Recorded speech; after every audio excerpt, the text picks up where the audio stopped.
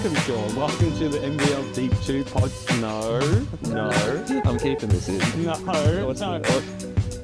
NBL. What? NBL Deep Two show? The Deep Two NBL Show. The Deep Two NBL show.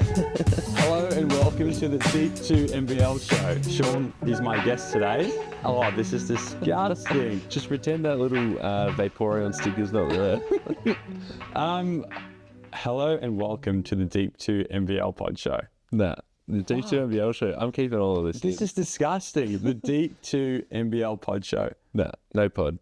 The Deep Two NBL show. Yeah. Yeah. Okay. Hello and welcome to the Deep Two NBL show. I'm James and I'm here with Sean today in my house talking about week one of the NBL. Oh God. Yeah, that's good. Cringe. Yeah, I think it's inherently cringe. So you just need to like, it feels disgusting. But no one's here to judge your intro. Yeah. They just want to hear the meat. Okay. So we can skip to the meat if you want. That sounds good. And maybe we can come back to that. Yeah. Oh, great. I've got talking points at the intro here. Any funny weekend stories? And this is actually. I've got a funny weekend story. Mm-hmm. It's International Negroni Week this week. It's a Negroni Week. Yeah. I was at a restaurant last night and went through the cocktails. No, not really a fan of any of them. Can I have a Negroni? And the lady said, well, it's International Negroni Week, so you can have as many as you want. That's mad. That's so good. And I was like, oh my God, I forgot the decorations for a second year in a row. That's so good. I had the tree in the garage for months and now I've missed it. That's so good. But yeah, have you celebrated at all? No, I haven't been celebrating the Negroni Week at all. I think I had separate beers. So I had Coronas. So in my week, it was Corona Week, but not Negroni Week in my household, unfortunately. You've got 8 hours left in the week. I can sneak a couple of beers in. Yeah. That's funny. Yeah. What did you do on the weekend? Not much, just bowled a little bit. Yeah. Obviously watched a lot of NBL basketball, which was a lot of fun. It was great to see, all the boys back in action. Very exciting to, when they finish off in Perth, it's exciting for them to come back into Melbourne and go to as many games as possible. You and me both. Yeah. Yeah, where do you want to start? Should we start with the top of the games, the opening night? Yeah, I guess Melbourne United versus Tasmania. Yeah. Exciting to see the new imports and like the trades of new teams. So Marcus Lee playing for Melbourne, who I thought did quite well. Big staunch figure. I think he scored 8 points at the top of my head. I think the final score was 88-79. It is. I think both teams played quite well in terms of first week back, kind of get your reps up. I think Melbourne United, as I said in the first week, are going to be a pretty staunch kind of title contender. And you saw that with Daly. I think he scored 21 points and 6 assists. So classic NBL Daly kind of performance, shooting the lights out and really dominating and having his hands all over the game. My thoughts of Tasmania, they're missing their import Craig Sword. He's injured at the moment. So that's one kind of scoring factor that they don't have. It was Milton Doyle and Jordan Crawford who was kind of creating the offense. I think Jordan was 5 from 15 from the field. So obviously that's not going to be great. His makes were really good. They were great. Yeah, if you look at his highlight package, it looks incredible, but don't watch the full game. Yeah, exactly. So in saying that, they only lost by 9 and Craig missed probably 10 or 11 shots. Week 2, week 3, hopefully they can shoot a bit better and maybe they can get into the next game. Yeah. What are your thoughts? Well, just building on that, Scott Roth said that they had like a pre-season from hell as well. I think they were playing in Asia as well. Yeah. So it's a bit rough. It's a bit of a tall task to say, hey, like come in, play against a really good team. You're obviously down Jared McVeigh, who's should be starting training camp with the Rockets in days, right? Yeah. So like they're down the scorer. They tried to replace him with how do you pronounce it? Drimmich? Yeah, Drimmich. Yeah, Is that, yeah, exactly right. Can I buy a veil? But whatever. So it's a tall task to go in and try and win that game. But Daly just put him away, and it was like they were quite close. It was quite winnable. Like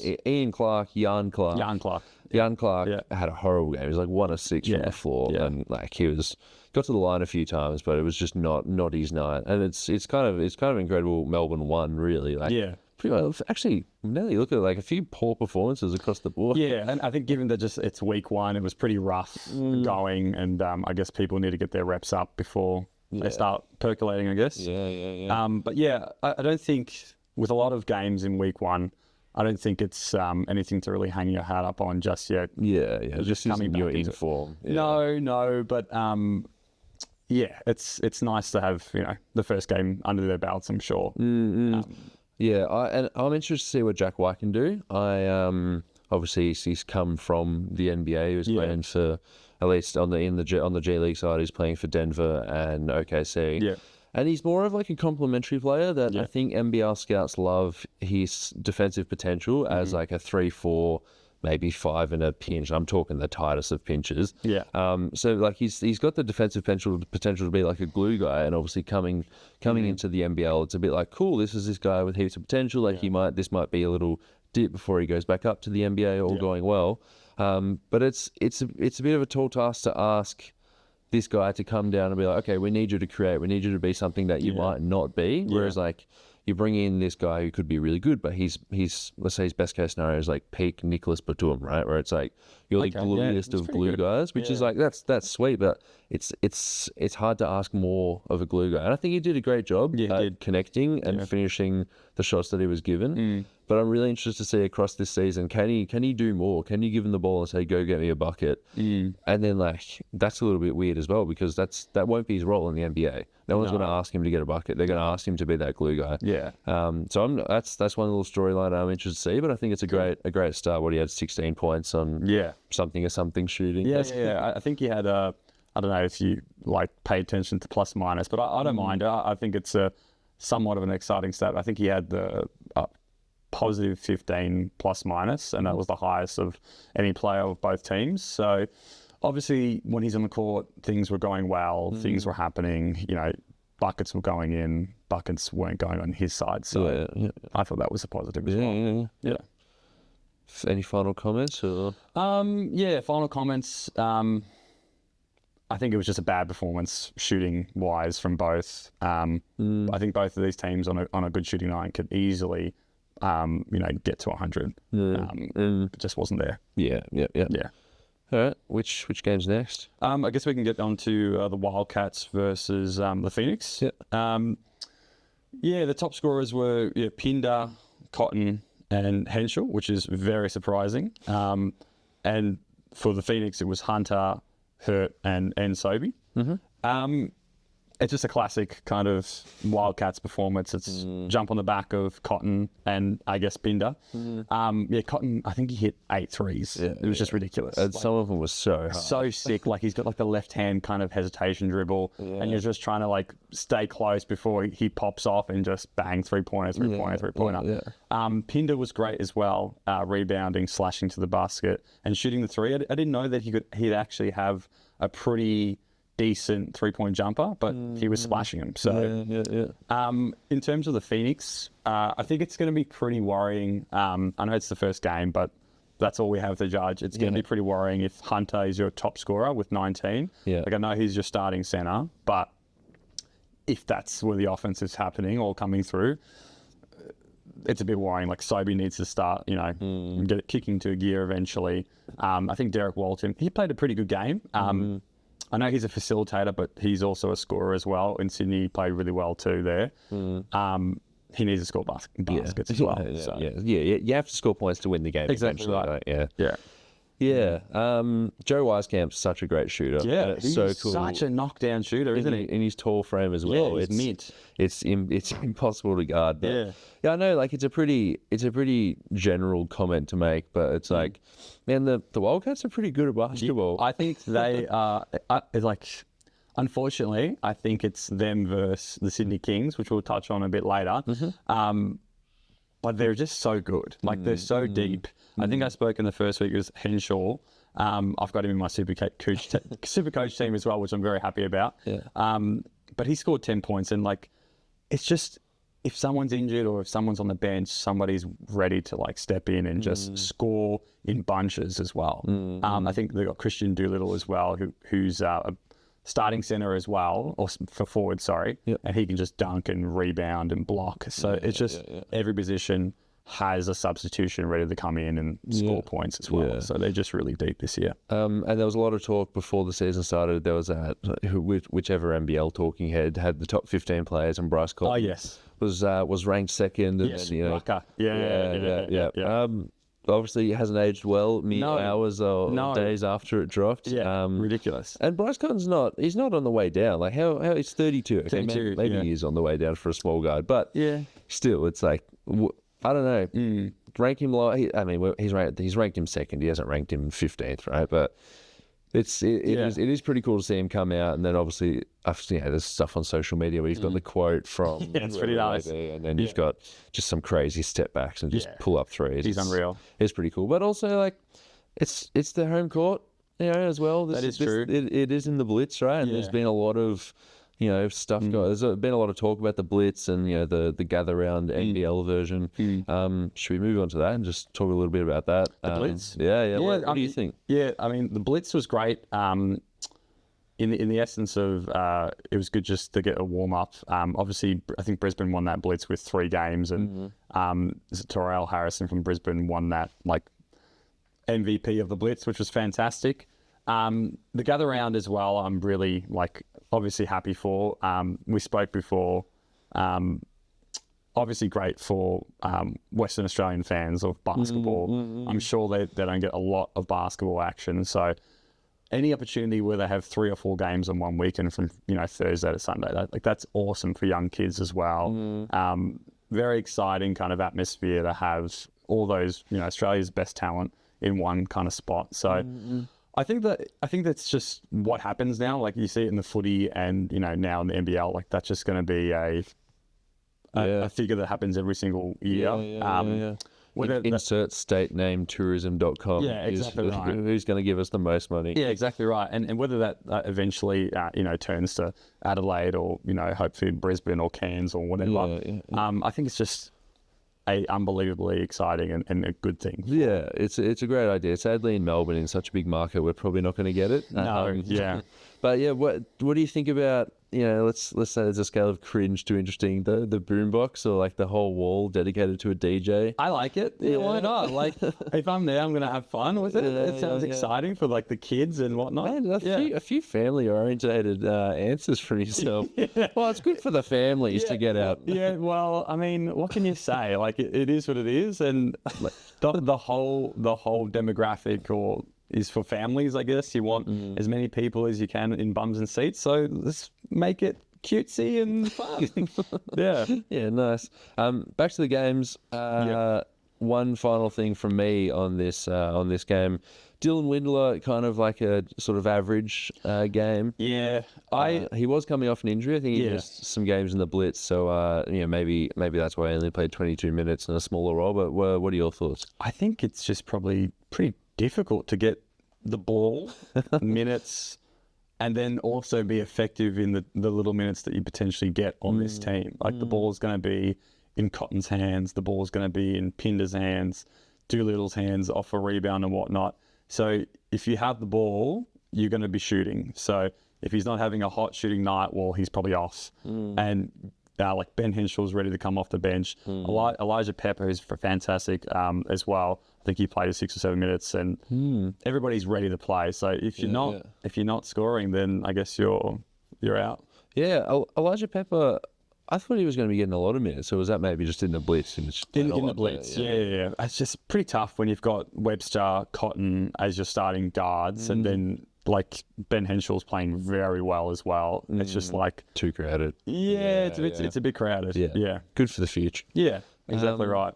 All right, where do you want to go next? I guess we'll go to the New Zealand game. So New Zealand versus Brisbane. I watched that and I was just like constantly shocked. And I guess you shouldn't be shocked in like this NBA and NBL kind of new era of having massive deficits and then somehow let the other team within 7 minutes is back on level pegging. I think they were down at one stage by like 24 points, then being Brisbane. Yep. The issue is just like you don't put your hands up on like 3-point shooters and it's just like 3, 6, 9, 12, 15 points in like 3 minutes. I think the final score was, off my top of my head, was 91? 91 to 87. 91 to 87? It shouldn't have been that. Like, it was garbage time. Like, it was 40 seconds left. They're up by 7. Yeah. Turnover, 3 and 1, turnover. And then it was like a 4-point game with, seconds left. Yeah, this is with 2 free throws at the end by Peter Jackson Cartwright. Jackson Cartwright. Imagine it's called a 2-point game. Yeah, no, it was. And it was like a pretty rough game for, I don't know, 3.5 quarters. And then out of nowhere, they're back in it. So Yeah. And it was all, like you said, like hand down, man down. Like if you don't get out, they're probably going to make it. They're professional basketball exactly players. right. Just horrible execution. But yeah. And saying that as well, like the top scorers was Keandre Cook for Brisbane, C. Prather with 11 points, T. Smith Milner, who's a big boy who can shoot it, which is surprising. Sam Meninga for the New Zealand, so he's starting now because Freddie Gillespie is the import. He headbutted Bruce at midcourt, so he's been sanctioned. Yeah, that's just one game, yeah? Yes. Sam Meninga comes in and somehow scores 22 points, which is unbelievable. I don't have him on my super coach team, and I'm very upset about that. I think he was up $237,000, and I didn't do it, so I'm upset. But yeah, good on him. He scored 22 points. He played really well. Like, he was just using his body and just, and ones everywhere. Yeah. Jackson Cartwright, 20 points, and Mojave King with 12 points. One of the best names probably in the league. Mojave King. Yeah. Pretty nice. Exceptional name. Very good name. Yeah. Jackson Cartwright got a double-double as well. He's probably, it's him and Cotton, and then everybody else. Yeah. Is there a big divide between 3 there? Or? Probably X-Man from Sydney Kings, Xavier Cooks, is unbelievable. Yeah. Jalen Adams, who's playing for the Sydney Kings right now as well. Yeah. We should mention there is a game behind the camera. Yes, we are trying not to get distracted. Currently, it's Adelaide 36ers, 85 points, Sydney Kings, 81 points with 6 minutes left in the fourth quarter. 84 points. 84 to 85. Well, let's keep podcasts. Yes, we will. Jackson Cartwright and Bryce Cotton are the 2 best players in the league by far. And then it's Jalen Adams and probably Xavier Cooks, who are both on the same team for Sydney. Jackson Cartwright just did it again last night, 20 points, 11 assists, and some pretty clutch free throws at the end there in garbage time. But New Zealand, I didn't think very much of them. I remember at last the start episode. of the season. But I guess I did say that, if you have Jackson Cartwright, you will get some wins. Yeah. And like we said before, it is worrying that they were up by like 26 in the second quarter, and they've just kind of capitulated that lead. So, again, week 1, I guess you can't say much, but that is a bit concerning if their D is pretty flimsy. Yeah. So I guess sort of it suits your preseason prediction where you're like, this isn't a good team. Yeah. And for Parker Jackson Cartwright, you get like the blowout, you get the big stat line of the blowout win, but then you also get to close out in a close game, which is like good and bad. He's like, he's done it on both ends, being he's done it in a close game, he's done it in a blowout, but you obviously shouldn't have gotten this Sure. far. Also, I wouldn't. We're not really blaming him for not at all for the almost collapse down the end of the game. Think it's more on Brisbane. That's actually exciting for Brisbane. Like, I didn't think very highly of Brisbane either, and I thought Harrison would play a bit better. He's on my super coach team and he stunk it up, so I'm very upset with that. I think that's more on Brisbane. Like Keandre Cook, I didn't know too much of him. I knew that he was obviously the import and your classic import guard who's ready to score, but he scored 25. He's ready to go. That's pretty awesome. It's exciting for Brisbane. They've got 2 new import guards, and hopefully they can scrounge some wins. Yeah, low light of the game, Jonah Bolden doing that sort of like dribble off pass, which was just And James Bateman just like swooping in from easy done. Yeah. That was really hard to see his vision there. Yeah, pretty gross. Like you would dribble into your teammate and sort of like dribble off, really protected. This was quite far removed from that. It was a let go. It only highlights where it's just like the center or forward is not allowed to touch the basketball. You have to give it to your point guard at all times. Yeah. Because you just give out these gross bounce passes. Yeah, it's exactly me playing on a Monday night. Like, sometimes the guards will be getting picked up at full court. Yeah. And then I have to break in and be like, oh, please, no one pressure me, no one pressure me. This. Yeah, it's so embarrassing. And now our game is getting recorded. Oh, nice. The worst thing ever. But I do like to clip the odd highlights, send it to the How you get that left-hand layup. Yeah. No. Nah, it's more a cheeky little like, can anyone see Shingun in this? I just make the right pass. Nice, Sometimes it's a hockey assist. Nice little pivot foot. Oh, we love a pivot foot. Me too. The last thing I want to talk about in this game is the elephant in the room, the 7'3" elephant in the room. Oh, yes. I'm glad you spoke about this. Another thing I want to talk about. A lot of strong bearded men in Brisbane. Definitely. I think both the city and the basketball team. I would say more the city, definitely. Yeah. Anyway, that's the only comment there. Yeah, Rocco, the 7'3" elephant. Yeah, not a lot of time. Didn't play too well. I'm glad you brought it up. I found that when I was watching the game, and I think that's going to happen for the majority of his career. There was just a down ball screen, and like Jackson Cartwright would kind of get in that soft area where it was not at the rim, not at the free throw line, but that in between where Rocco has to go, do I have to leave the rim and my man potentially to come up to the point guard? Yeah. And he'll just get little push floater shots. So that in between area is going to be hard for Rocco, I reckon. And I saw that. Who's just getting kind of exposed a little bit. 7'3" boy has to come up, and then I guess that baseline's open. So a lot of points were in that kind of realm for Jackson Cartwright. Yeah, which is sort of like it's the kryptonite for all of these like big rim protecting gigs. But that's pretty much where you make your money. If you can roll, if you can have a solution for that. To those big centers. The Milwaukee Bucks have had a lot of success dropping their big men down to the paint. And it helps when Giannis isn't involved in the action and he's roaming. Yeah. But they've always prioritized getting guards that will just not die on a screen. So it's like in this situation, Rocco needs a bit of help from his guards there to not die on the screen, so that Rocco can do what he does, which is be 7'3" around the he's paint. pretty good at that. Yeah. Do you see him being sort of like a quick on his feet big? I mean, traditionally we've never seen a human this large be quick on their feet. I mean, he's 7'3". He's young, so he's going to be should move faster. That's probably the quickest he'll be for a couple of years. And it's not that he's slow. It's just Parker Jackson Cartwright's like the fastest player I've ever seen in the NBA, NBL rather. So it's kind of an unfair comparison to the second best player, to the tallest player. So I think that will be a reoccurring theme throughout the season and throughout his career potentially, unfortunately. I'd like to see more minutes from him. Me too. Yeah, me too. I think it doesn't help his cause that Tyrell played so well in the NBL Blitz, and he won that award. He won that, sort of won. It's sort of like earned himself a few rotation minutes. Yeah, exactly right. So hopefully, Rocco can play well in the next game, I guess. Before we move on to the next games, I suggest we take a break. Sounds good. You want to talk WNBA? Maybe some WNBL? Australian Opals chat? Heck, even dabble in some EuroLeague? Find the W Basketball Show on the Deep Two podcast network. The NBA moves so quickly these days, it's hard to keep up. Shams and Woj are breaking stories left and right, but the Quick Timeout is right there with them to keep you informed on the latest NBA news. Stop in and let us break it down as it happens. Find the Quick Timeout on the Deep Two podcast network. Hey guys, welcome back. We'll be talking about the two last games for the weekend. We'll get stuck right into it. It's the Cairns Taipans versus the Illawarra Hawks.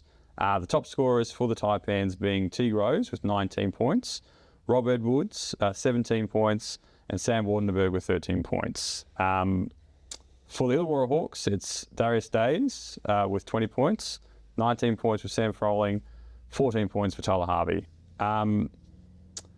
Yeah, this went exactly how I think the majority of the NBL watchers thought it would.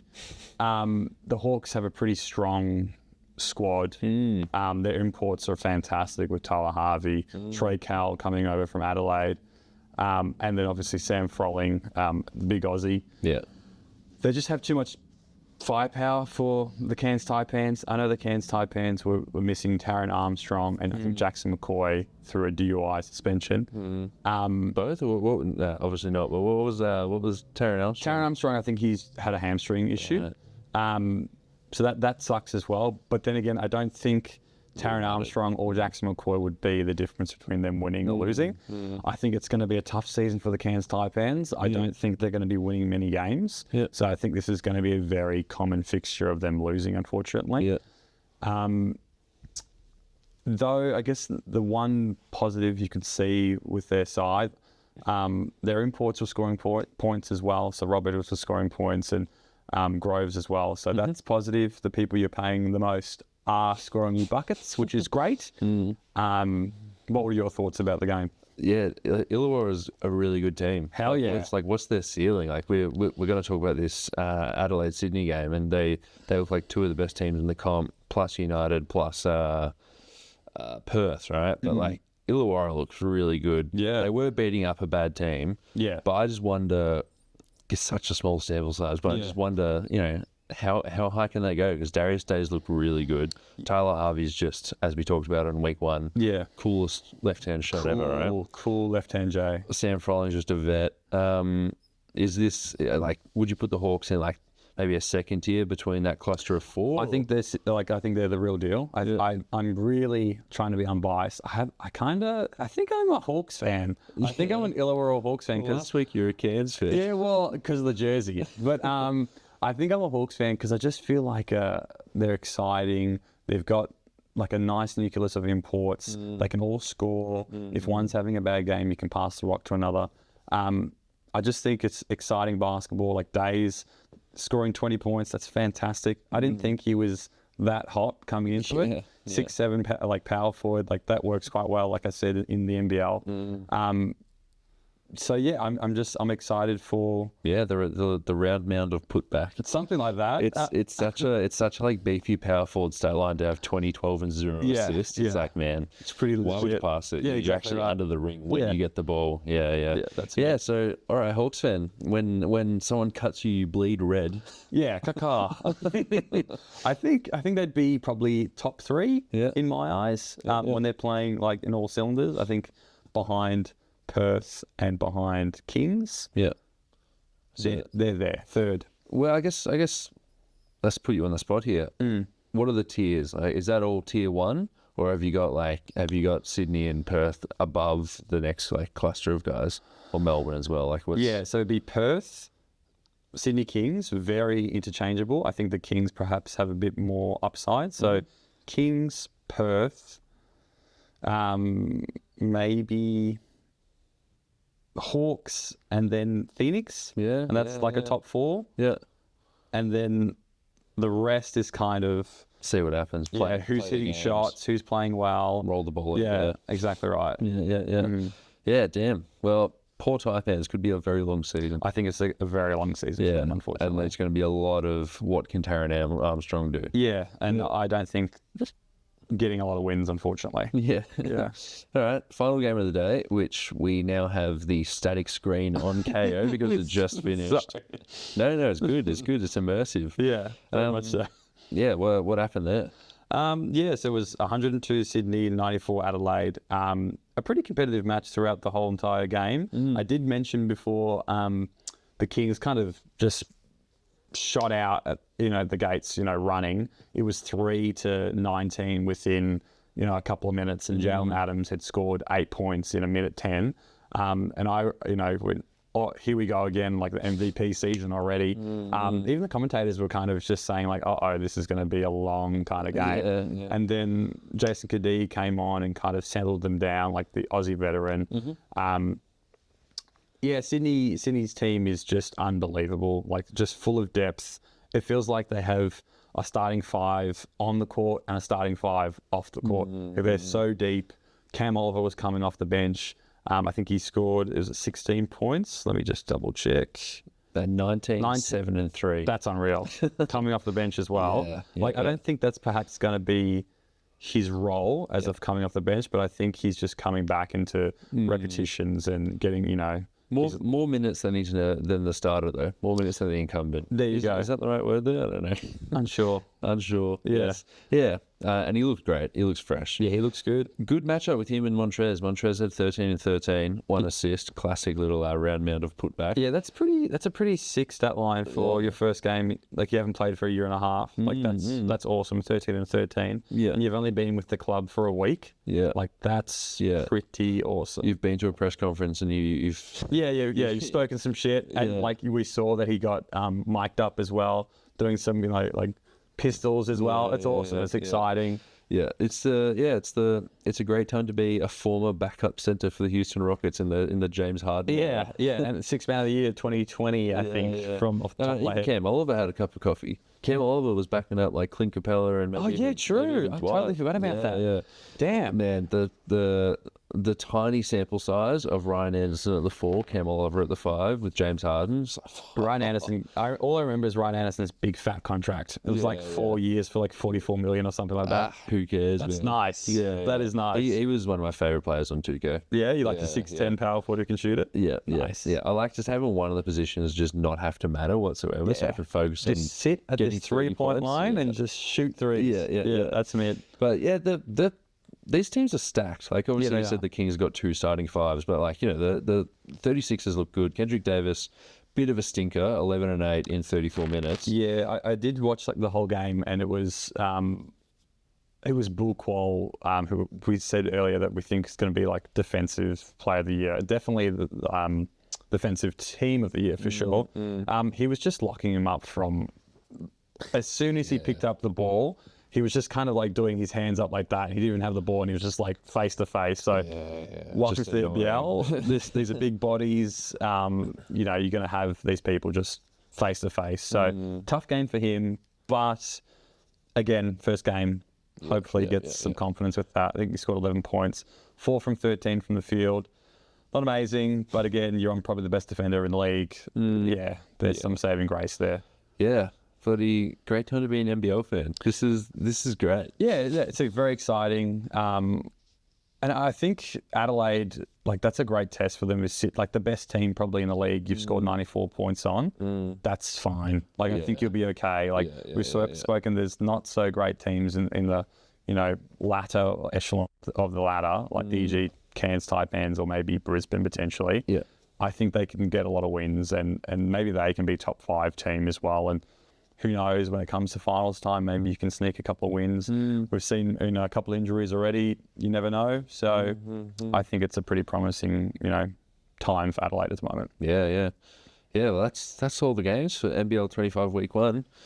But any closing points? And also, should I mention new podcast? We can add something. Should we can add like a segment to the end of every pod? This is us thinking top of the head. Yeah, that sounds good. I know.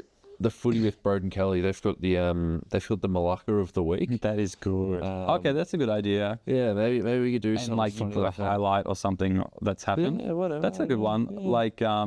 But we just come up with we don't have to do it right now. No, I got you. Yeah, no, that's good. But how do you want to finish this pod? Yeah, week 1 under the belt of NBL basketball.